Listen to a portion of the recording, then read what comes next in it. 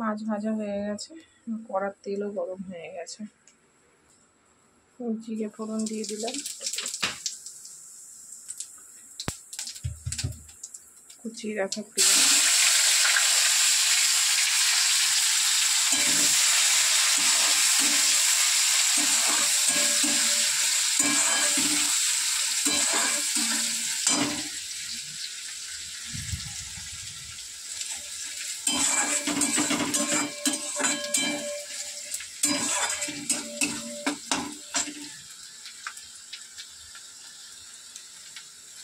এরপর টমেটো কুচিটা দিয়ে দেবো। মাছটা মাংসের মতন রান্না করে।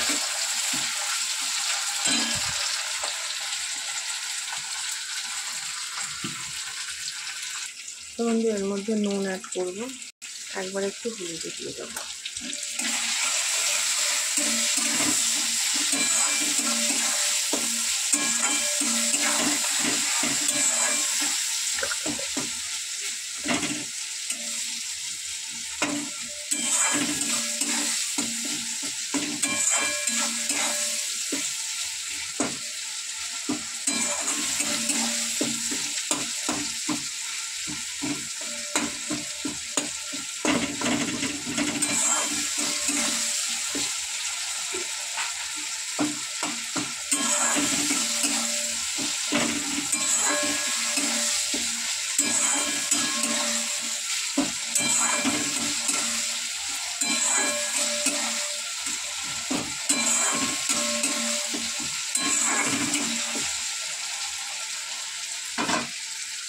তো দেখো টমেটোগুলো একদম মজে গেছে, কিন্তু নুনটা দিলাম। এবার আমি আলুগুলো দিয়ে দেবো, যেহেতু আলুগুলো ভাজা নেই সেই জন্য।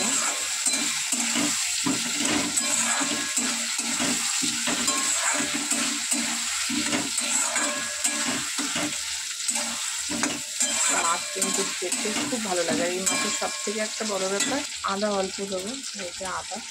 আর এই দেখো রসুন পেস্ট করে রেখেছি, রসুন পেস্ট।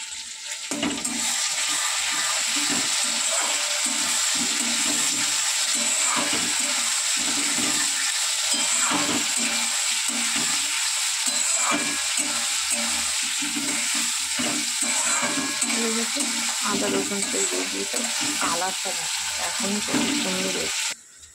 জিরের গুঁড়ো, সামান্য একটু লঙ্কা,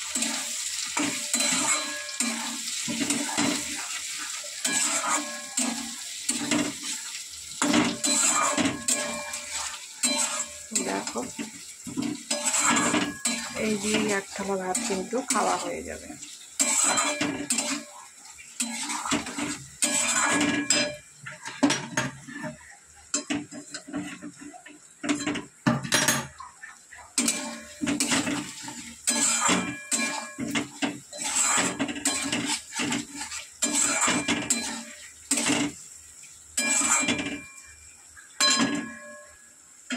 মাথাটা যেহেতু শক্ত হয়, মাথাটা দিয়ে দেবো,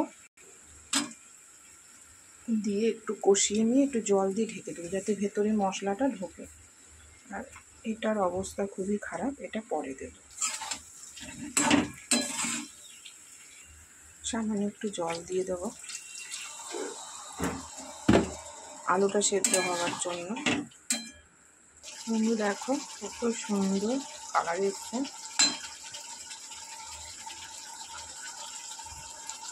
তো বন্ধু দেখো ভালো করে কিন্তু কষানো হয়ে গেছে, আর এগুলোর মধ্যেও কিন্তু মশলা ভালো করে ঢুকে গেছে। এবারে আমি ফাইনালি জল দেব, জল বেশি দেবো না, মাখামাখাই হবে। জল দেব যাতে আলুটা সেদ্ধ হয় ভালোভাবে, সেভাবে জল দেব। দিয়ে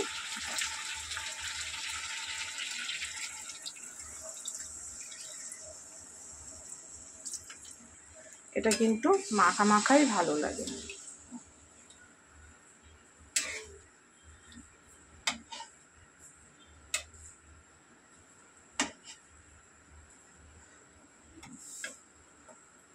মনে হচ্ছে কি বলতো, এটা কুমিরের মাথা। আমার এই মাথাটা খেতে খুব ভালো লাগে, জানো তো, এই মাছের থেকে। বড় মাছের মাথা না, মানে এরকম ছোট ছোট মাছ হবে, এরকম গোটা মাথা হবে, সেটা খুব স্পাইসিভাবে রান্না করা হবে, খুব ভালো লাগে। তো দেখো লাস্ট এই মাছটা আছে, এই মাছটা দিয়ে দেবো ঝোলে। এই মাছটা কি বলো তো, পেটিতে ডিম ছিল তো পেটে, আর কাঁটাটা একদম হয়ে গেছে, পাতলা হয়ে গেছে। তো চলো এটা হোক। এই দেখো কালারটা কি সুন্দর এসেছে, এটাতে গরম মশলা দিয়ে নামিয়ে ফেলবো। হয়ে গেল আজকের আর মাছের রেসিপি।